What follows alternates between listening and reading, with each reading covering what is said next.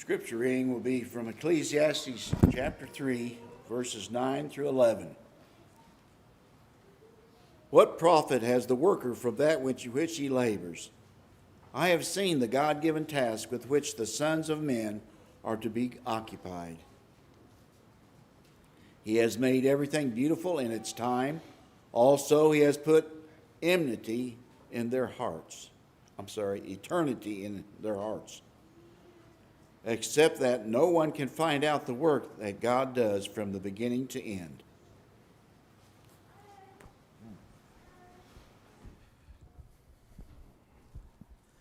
Good morning.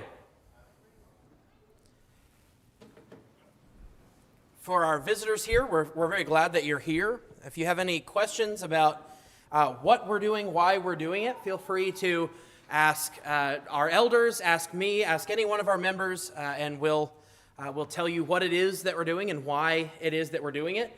The easy answer for everything that we've done today is that we find what we do today in Scripture, and so we'll help you find those Scriptures as to why we do what we're doing today. Please also stick around. We can get to know you a little bit better.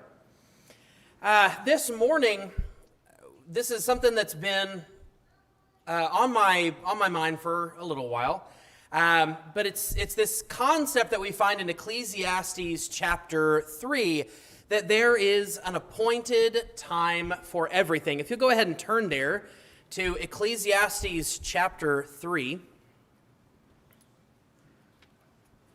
We're going to be here in these first 13 verses today. Ecclesiastes chapter 3. A lot of the people who have studied their Bibles rather thoroughly, Ecclesiastes seems to be a bit of a downer of a book. There's a lot of vanity that's found, a lot of things that say that all is vanity. Why does it matter what we do? But there is this sort of hidden behind-the-scenes message throughout the whole book. And really, there's this time that he gives us here in Ecclesiastes 3, and then he'll give it to us at the very end in chapter 12. But here we get this glimpse of why Ecclesiastes seems so grim. Right? Nothing matters. Whatever you live for, it doesn't matter. If you're gaining wealth, if you're gaining fame, whatever you're striving for, all is vanity and striving after the wind. Life stinks. But the reason is really found right here in chapter 3 and ultimately in chapter 12 as well. We'll see that at the end of the book, is that everything that we are, everything that we wish to be, it all comes back to God. And if our lives are not lived for God, then it is all pointless. Life is grim, bleak.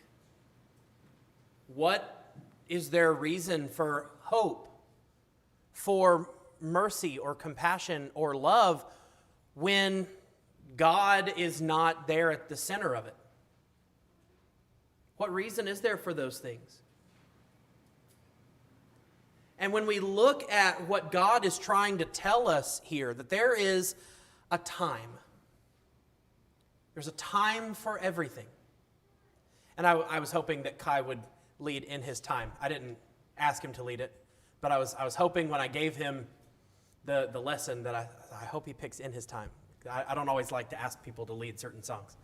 But I wanted him to lead that song because that's really something that's here in this context, is all of these times, a time for this and a time for that, it's all God.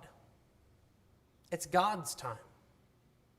All these things happen when God chooses them to happen. And at first, what we're given is we're given some positives. These are couplets here that we're seeing. There's this duality of life that we're discussing. We're going to focus just on the positives here.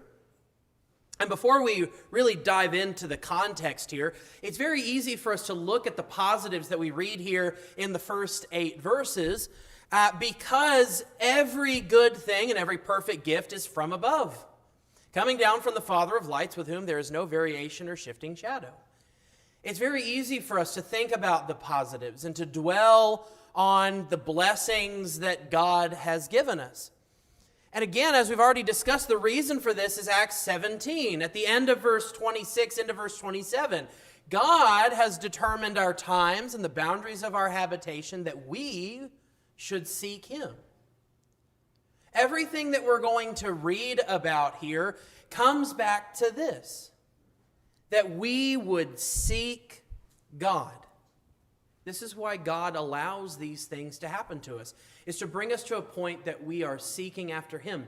Blessings means that we're seeking Him in order to be thankful. But, as we're going to talk about in a moment, there's an appointed time for everything, even the negatives. But we're going to focus on the positives first. In verse 2, a time to give birth. Perhaps your Bible reads a time to be born. This phrase here in Hebrew is most often translated as to give birth. It's more of an active verb rather than a passive verb of to be born. However, I think that the way that all of this is, the parallelism here, I think a time to be born is perhaps a better translation of the phrase. Because there are times in which you can translate it as to be born. But I think that that's a better idea here. A time to be born, a time to have life. There's also a time to plant, halfway through verse 2. There's a time to heal. A time to build up. A time to laugh, a time to dance, a time to gather stones, a time to embrace, a time to search, a time to keep, a time to sew together, a time to speak, probably our favorite, a time to love, and a time, notice that your Bible probably reads a time for peace, but to keep the parallelism of the word to, I said to make peace. These are positives, and these are very easy for us to look at, to desire, to understand that when all of these things have a time, it's a time for me to enjoy life. It's very difficult for us to then think of the negatives. It's very difficult for us to take a moment and decide that there is a time for everything. And as we go through, look at the negatives. Look at how they come up here with the positives. There's a time to be born, and there's a time to die. And this was one of the reasons why this has been on my mind particularly recently. And notice that when there is a time for everything, sometimes that time comes sooner than we think. Sometimes that time is upon us before we've really even had time to blink. And it is in those moments that things really start to make more sense to us. Later on here in this book, he's going to talk about it is better to go to a house of mourning than a house of feasting.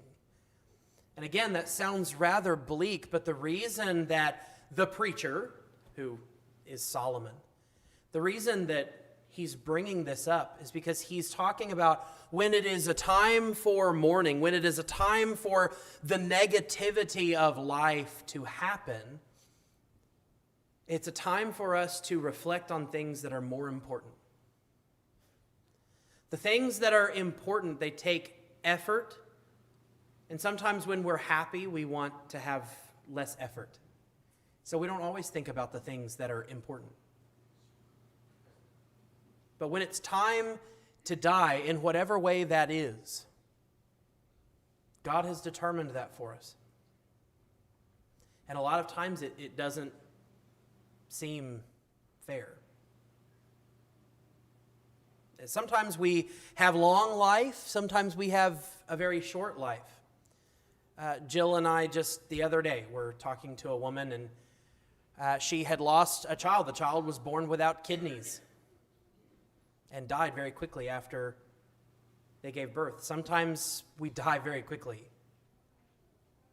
And sometimes we get to live into our late 90s, or some of these people now living to their 120s. But whenever that time is, the Lord has chosen it. The Lord has allowed it to happen. And we don't always understand. But it reminds us of the duality of life. There's a time to be born as well as a time to die. The way that our creation is, you can't have one without the other.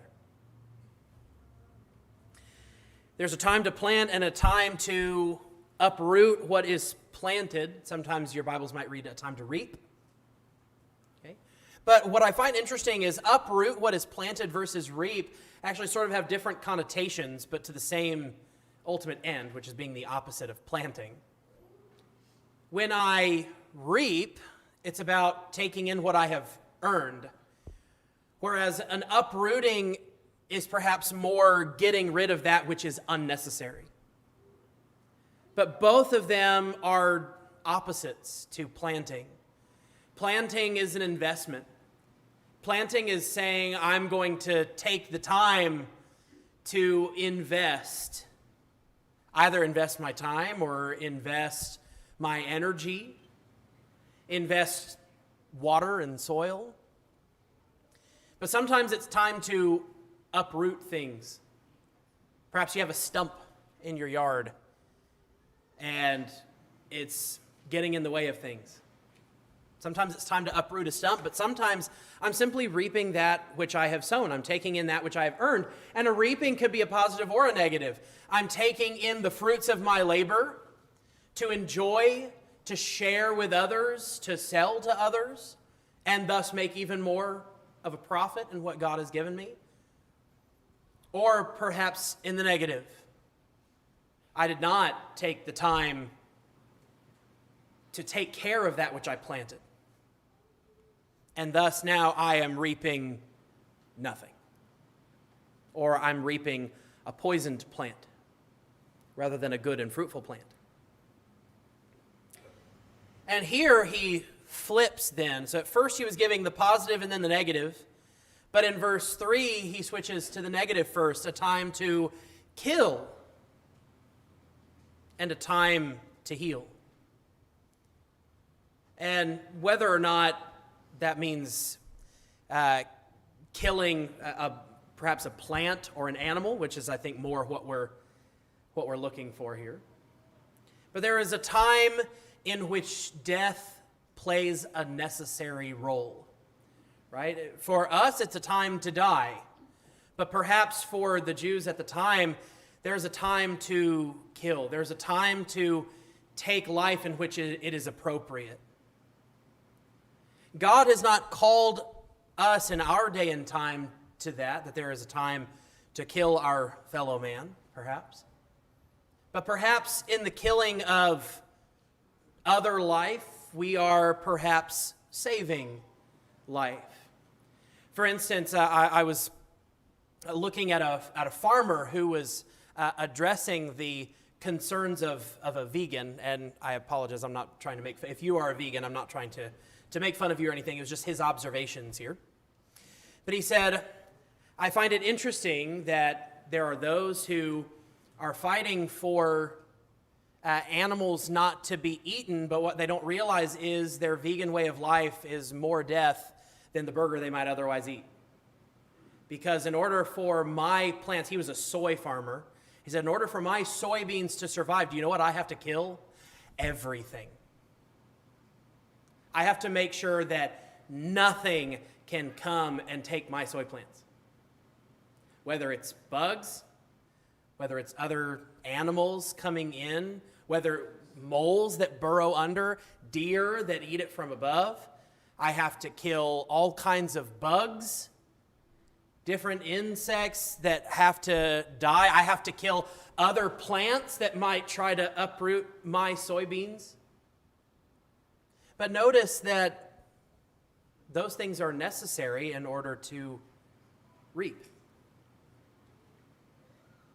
Sometimes we have to have pesticides and herbicides in order to protect that which we have planted. Or perhaps when you are a shepherd, David spoke to King Saul before he went out and slew Goliath. He said that he has killed lion and bear in the protection of his father's sheep.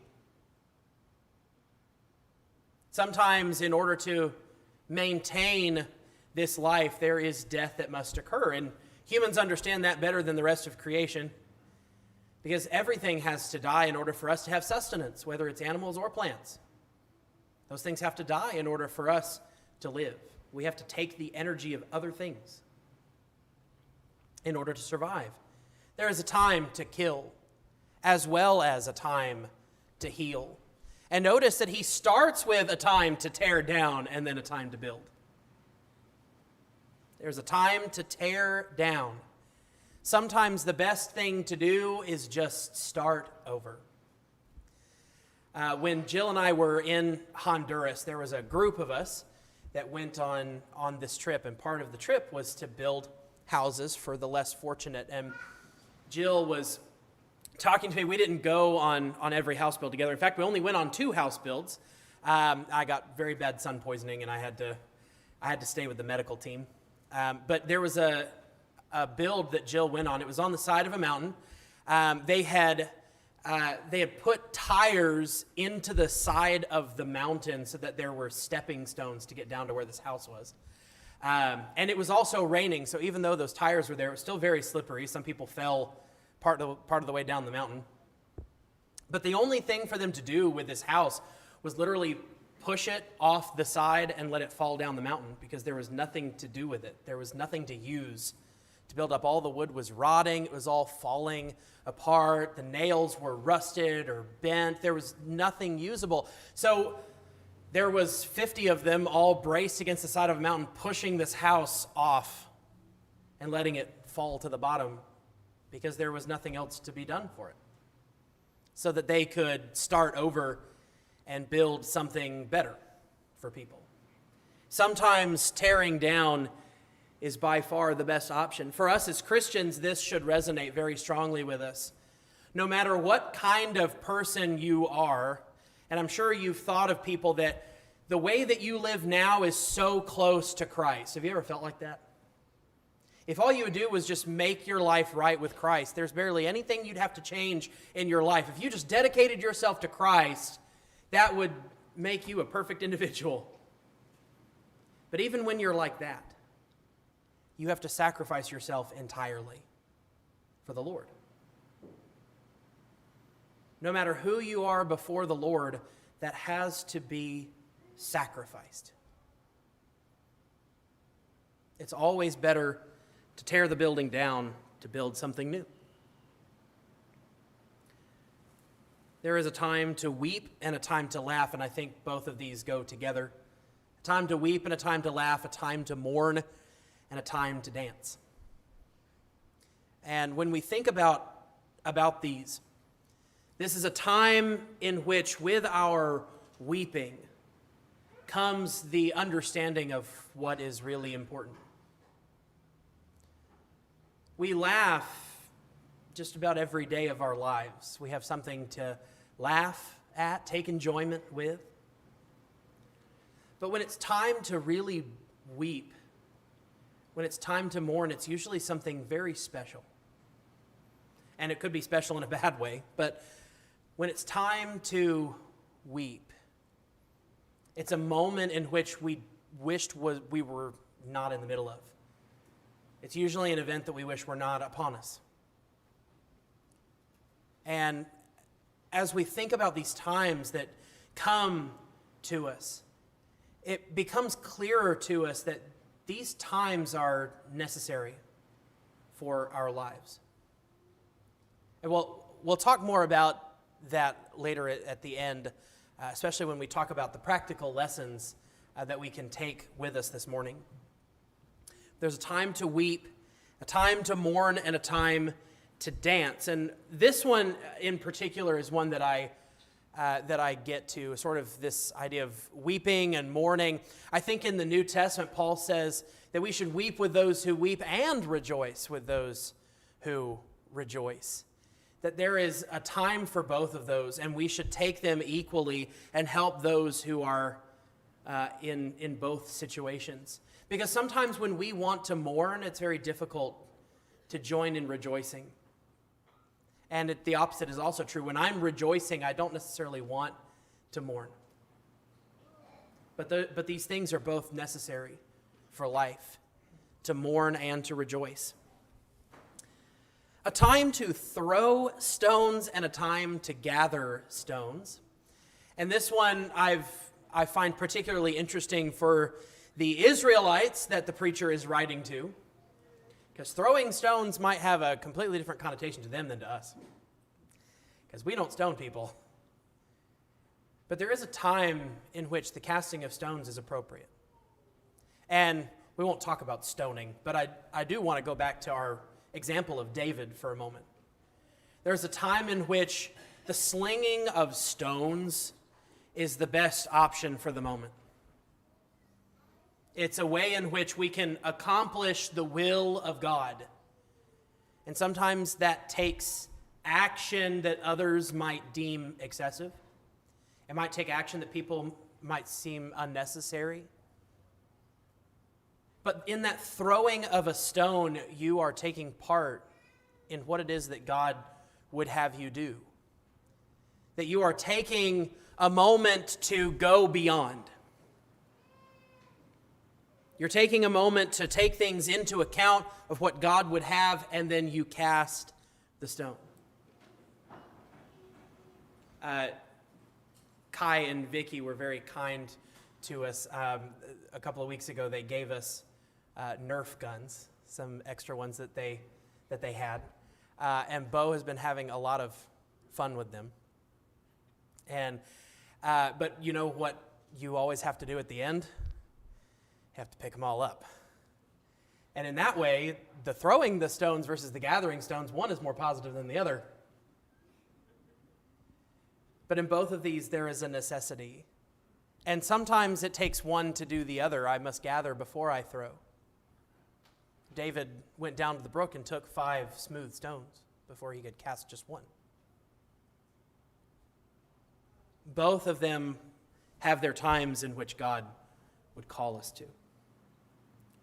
And with these next 7, we start with, in the middle of verse 5, a time to embrace and a time to shun embracing. This one is perhaps one of the hardest in the list, especially when we think about it in terms of church discipline. This is one that we have a lot of difficulty with because it's the last thing that we want to do to put someone out of our midst. But there comes a moment in which the ones who have chosen to be God's children and the ones who have chosen not to can no longer share the same space. And it is a time to shun embracing. And for us, when we shun embracing, usually it's to encourage them to come back to us, to come back to the embracing. But even if that's not the way that we necessarily think about this, this is another way that I thought about this. There's a time in order to hug, and then there's a time in which you have to let go of that hug. There's a time in which I have to let go and go on and do what it is that I have to do. Think about dropping someone off at the airport. There's a time in which we'll hug them while they're at the curb, but they have to make a flight. At some point, we have to let go. At some point, we have to continue on with our lives. And perhaps that's another way of taking to shun embracing. I found this interesting as well. A time to search and a time to give up is lost. Notice it's not a time to search and a time to lose, but a time to give up is lost. Sometimes there comes a moment in which I will no longer search. And for me, this is actually one thing that I have to do quite a bit. Because for some odd reason, when I stop looking, that's when I find the thing I'm looking for. I look and look and look and say, you know what, never mind, I have to move on with my day. And then I come back only to find it within 30 seconds, right? Always happens. Sometimes giving up as lost is the thing that needs to happen. Because either it deserves to stay lost, or perhaps it gives you the clarity to find it later. I think this one is perhaps the hardest one on the list for God. Can you imagine having children, having billions of children, for the majority of them to say that they want nothing to do with you? And God works and works and works and works, sends one of his own sons to help the rest of the children, knows that he's marching his son to death. And after all of that effort, after all of the realization of God's plan, that there still comes a moment in which God says, I have to give up as lost. Perhaps the hardest one for us. When we think of searching and giving up as lost, we might think of keys. But God has to think of souls. There's a time to throw away. Lauren can attest, our mother has no idea what that means. Sometimes you just keep and keep and keep. Now, their house is by no means messy. She's not a hoarder. But you go in their storage room and there's quite a few crates and boxes in there. Things that I'm not even sure my mom knows what's in them. Sometimes it is a time of clarification, a time of resolution. Many of the crates that are there were perhaps designed with us children taking them with us when we left, and we did not often do that. Perhaps we were living in a very small apartment and didn't have room for all those crates and boxes. But there comes a time in which to throw away is the best bet. Instead of keeping it and trying to consume it. Have you ever opened your fridge and said, oh, there is something here I should have thrown out a long time ago? Sometimes to keep it, all it does is it ruins everything else. We say one bad apple ruins the whole bushel, right? That's the way it is sometimes. To throw away is perhaps the better bet. For us, perhaps the time to throw away is most easily realized when it's time to throw away the life that we've been living without God. And that's perhaps the easiest interpretation of this passage. Throw away that which is against God and his will for your life. About a time to sew together, but a time to tear apart. Perhaps the best thing to do with a ripped garment is to rip it further and use it for scraps. To use it to make something else. One of the things that my wife really likes to do is make t-shirt quilts. And she'll say, well, I don't wear this t-shirt anymore, but I can still use it. Perhaps it's time to tear the shirt apart so that I can make it into something better.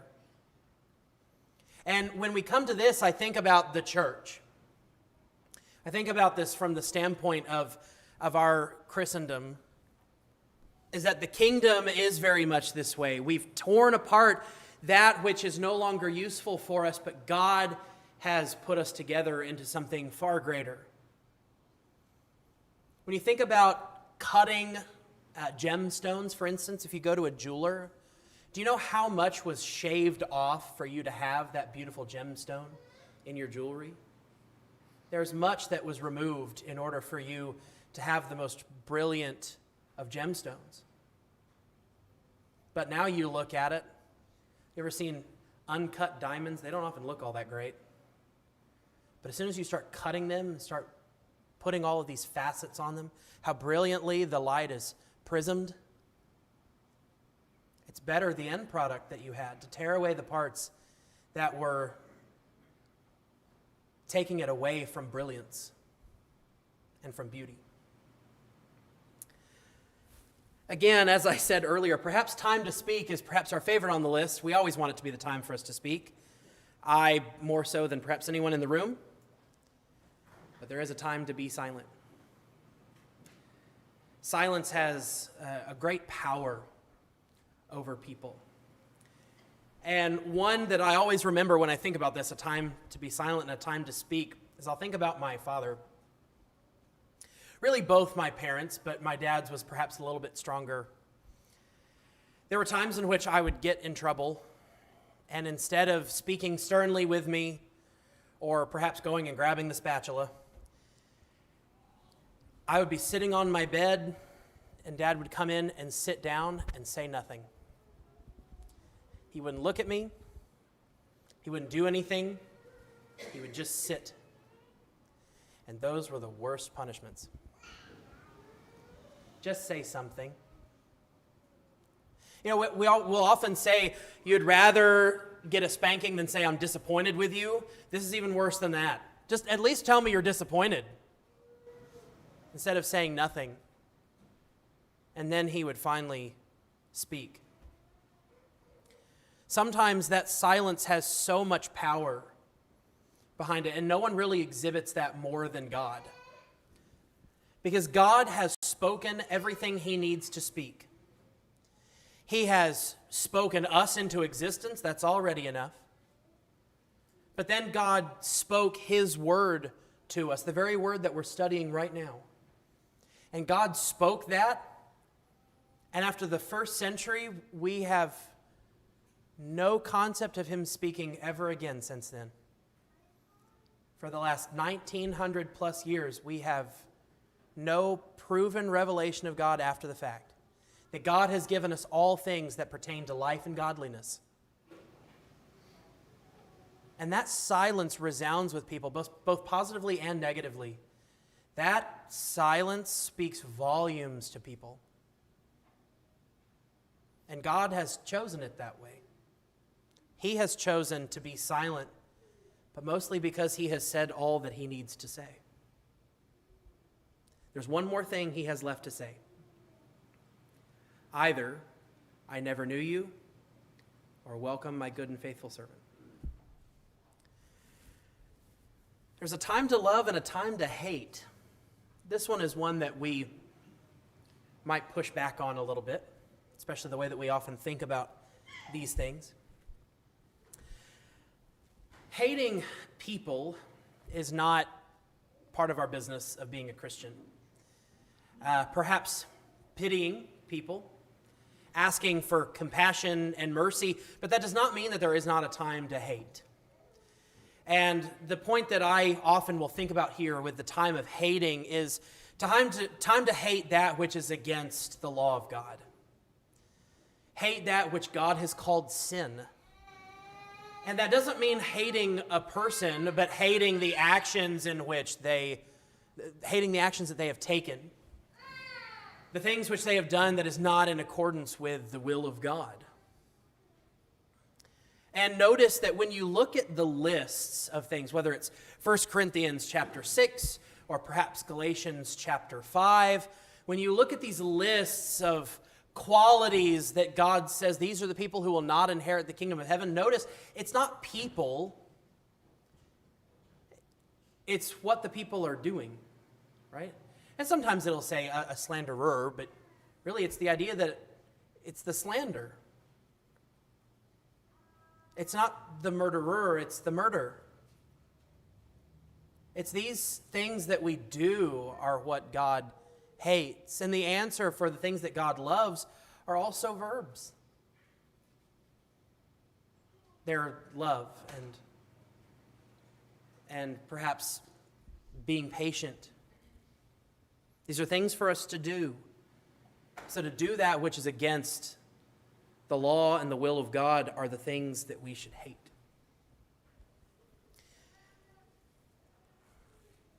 We were talking in Bible class of there being a time in which we do battle. And I do think that there are wars, physical wars, in which it was necessary for people to take up arms. That in order to not take up arms, that was the way in which God determined that justice would be done, either for the people who were maligned or against those who maligned them. One that I think often is perhaps World War II. Perhaps it was a time in which it was a necessity for us to take up arms. But the most important time in which we must make war is to make war against the devil. That word that we say in English, Satan, it's Satan or Shatan in Hebrew, is the accuser or the enemy. And it is he who has determined that it is a time for war. Without Satan, we never would be at war, physical or spiritual. And it is he who we must take arms and fight against.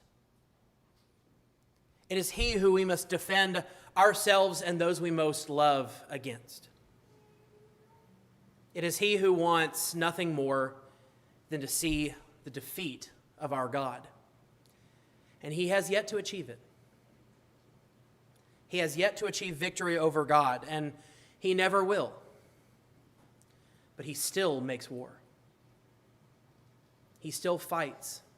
And it is this fight to which Paul said in Ephesians 6, take up the whole armor of God that you may withstand the devil. And then after these 8 verses, Solomon gives a summation. The preacher gives a summation. From verses 9 through 13, he says, what profit is there to the worker from that in which he toils? I have seen the task which God has given the sons of men with which to occupy themselves. He has made everything appropriate in its time. He has also set eternity in their heart, yet so that man will not find out the work which God has done from the beginning even to the end. I know there is nothing better for them than to rejoice and to do good in one's lifetime. Moreover, that every man who eats and drinks sees good in all his labor. It is a gift from God. I want to break this down a little bit.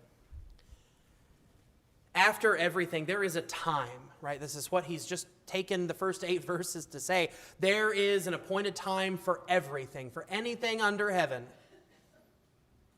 And so what profit is there for us to work? Well, because if you'll notice, one of the things he didn't say is there is a time for work and there is a time for rest. What profit is there for the worker? Well, to rest in our labor and in the fruits of our labor. I have seen the task which God has given. God has determined that we should not laze about, that we should not be loafers, that it is a time for us to be industrious. It's a time for us to be ants, as Solomon points out in the book of Proverbs. Go to the ant, you sluggard. It is not the time for us to be a sloth. Because when we work, we see that everything is the way that God has designed it. He has given us this time to occupy ourselves until his times are realized. And he has made everything appropriate in its time. And sometimes it does not feel like this. Now does not feel like the appropriate time for God to do such a thing. Or sometimes when we take it upon ourselves to decide it's an appropriate time to do something, and it is by no means appropriate, the action or the time. But with God, he has made everything appropriate in its time. It is not appropriate when we take it upon ourselves. But God still allows things to happen, for good or for ill. And then in this next sentence, I'm going to split it up here. On the one hand, he has set eternity into our hearts. This seems to be something that, granted, we can't really communicate with them, but it seems that it's only us in the animal kingdom that seems to understand the concept of eternity. But even then, have you ever laid awake at night thinking about eternity, and it's a bit of a fearful thing? You ever thought about that? It's very daunting. It can be very fear-invoking. But because of this idea of eternity, that sometimes we will forget about time. Time directs us at every moment of our day, but sometimes we'll stop and forget about time. Things that have been 30 years in the making, on one sense, might seem like ages. But then when I'm 30, someone dies in their 30s, that's never enough time. So which is it? It's in whatever God has deemed it appropriate. He has set eternity in their heart, yet, notice it's the first word after the comma, yet, so that man will not find out the work which God has done. We will never know all of that in which God has done for us, even though we have the concept of eternity. God has given us the ability to think in eternal terms, but we'll never quite understand what it is that God understands about eternity. In fact, Jill and I were just talking about this on our drive yesterday. She said, God has been here eternally. What was he doing for eternity before he made us? I said, that's a great question. And I have no idea. Because God understands that better than we do. God knows what it was. But even though we have eternity in our heart, we'll never understand the lengths that God has gone to from the beginning to the end of time. It's not for us to know. I also want you to notice here, yet so that man will not find out the work which God has done. God is the one here working. There is nothing better than to rejoice and do good. Now, obviously, as we've been speaking already, this is to do God's will, which living our lives, if all of us lived according to God's will, then it would be a time of unending rejoicing. But because of the life that we live, to rejoice and to do good is something to be striven for, not something that just happens. It's something that we must work for at every moment of our lives. And then here he says, every man who eats and drinks sees good in all his labor. Even the bare necessities of what we get out of our working, out of our toiling, making it from day to day in this life, those alone are blessings and gifts from God, let alone all the other great and wonderful things that God does for us on a daily basis. We here are the richest 5% in the world here in America. God has blessed us indeed. It's a gift from God. And sometimes we don't like to think of the negatives here as gifts. If you'll permit me a moment, as I've been thinking about this in response to Sean Cavender, if you're not familiar with the situation, not this last Thursday, but the Thursday before that, there was a preacher named Sean Cavender who was killed in a car accident. And that very morning, he had given a lecture about God. One of the last things he did on this earth is preaching. And when I think about his death, he died very young. I think he was 35-ish. His family is very young. He has a young wife. He has a 7 and a 4-year-old. And on our side of things, this is a tragedy, obviously. This is something terrible that his wife and children are going through, and the rest of his family is going through. But it is a gift. He gets to go and be with the Lord. That seems like a wonderful gift. As much as it may not seem like it's time for us, that sometimes that's the way we need to remind ourselves. That sometimes there are things that may not seem so great, but are really gifts in the end. 3 things I want to leave you with here this morning. The lesson will be yours. The first is pain and pleasure both have their time. Times of pain make the times of pleasure better, and then vice versa. Pleasure lessens the pain. But they are both necessary. So often when we, especially those who are not believers in God, this is inevitably the conversation that you get to. How could God let XYZ happen? And what I always find interesting is, well, if you stop that, then what else does God need to stop? Whatever pain is it, where is God going to draw the line? This is the line in which God has drawn. But sometimes for you to feel pleasure, that means others are feeling pain. Perhaps you were given the promotion over someone else. Is God supposed to prevent that so that no one feels pain? At what moment do we stop and say, this isn't worth it, or this isn't right? That's not the way that God works. God allows pain in order to be both a teacher. Pain is a great teacher. Perhaps the best teacher. We don't like to think about that. But pain is perhaps the best teacher. But it also helps us remember that this is not where we belong. We belong in the presence of God. That's where God has always wanted us to be. But there's a problem for us. Paradise wouldn't be paradise. It would just be every day.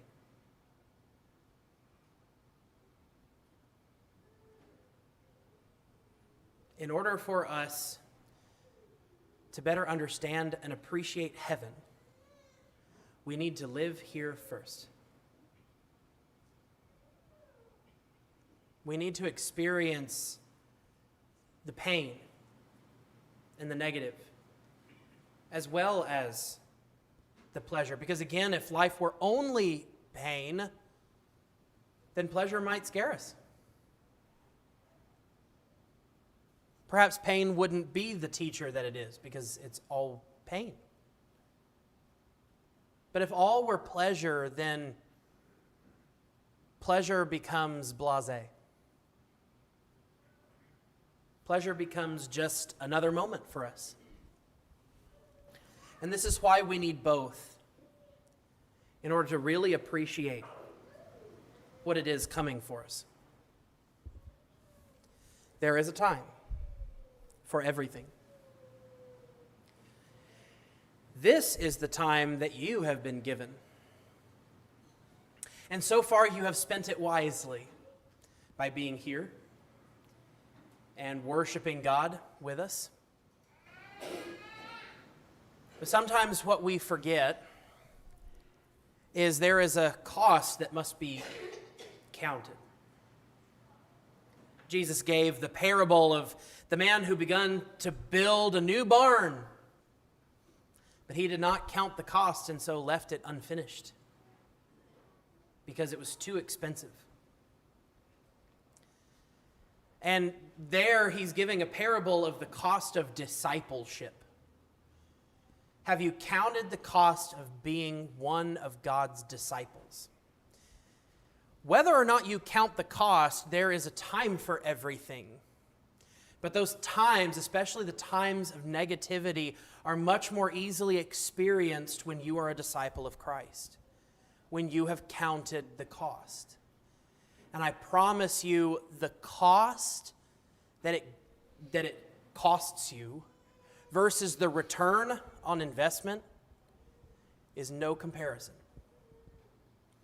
The giving up of yourself over to God, there is no comparison, the reward to which you will reap, compared to that which you are holding on to. It is being offered the power, the prestige, and the wealth of being president of our country, but I would rather stay homeless. And I would rather fight for the scraps out of the garbage than be given such a place of prominence, power, and wealth. And that's the example, the illustration that I'm giving you, but it's so many magnitudes higher than that. The difference of what he's offering you in salvation versus what you're trying to hold on to, the measly scraps of your ungodly life. It is nothing to compare to. We had a flood in our house in Texas, and there was some piping in the ceiling, and that's where the flooding came from. It was a very harsh winter. Pipe burst, and before we could find, it took Jill's father and I half an hour to find the water shut off because it was outside, buried under snow. And we had a friend come and said, "Hey, I'm a handyman. I do this all the time. I would love to help you out. I'm just going to ask that you pay materials. I won't charge you labor or anything if you'll just pay me materials." That was nothing compared to the work that he did. He should have charged me far more for his time and expertise. And I was so grateful for the work that he had done and the value that it gave our house came time to sell. It was very helpful of him.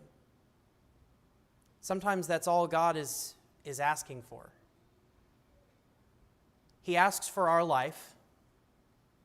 This life here, which is at best 100 years. That's what he asks for. If you'll serve me for just that time, and I'll give you the rest of eternity to live in bliss and peace and rest. That seems like a mighty easy thing to do, isn't it? I'll give you 100 years of my life, and you'll give me an eternity.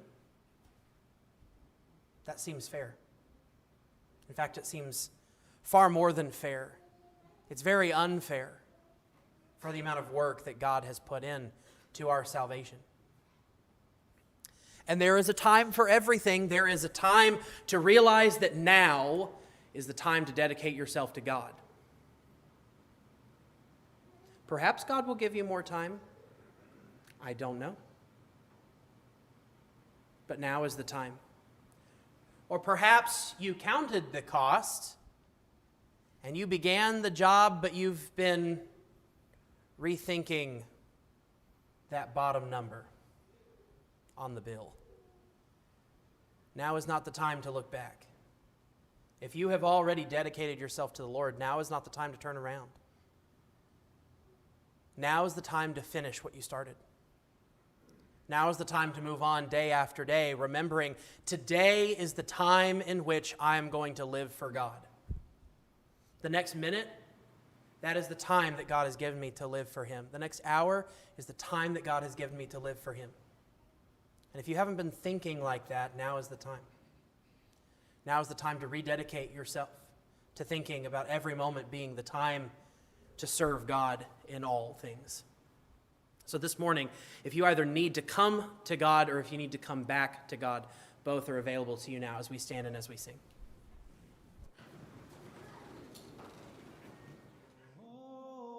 Glory to the King of Kings, majesty,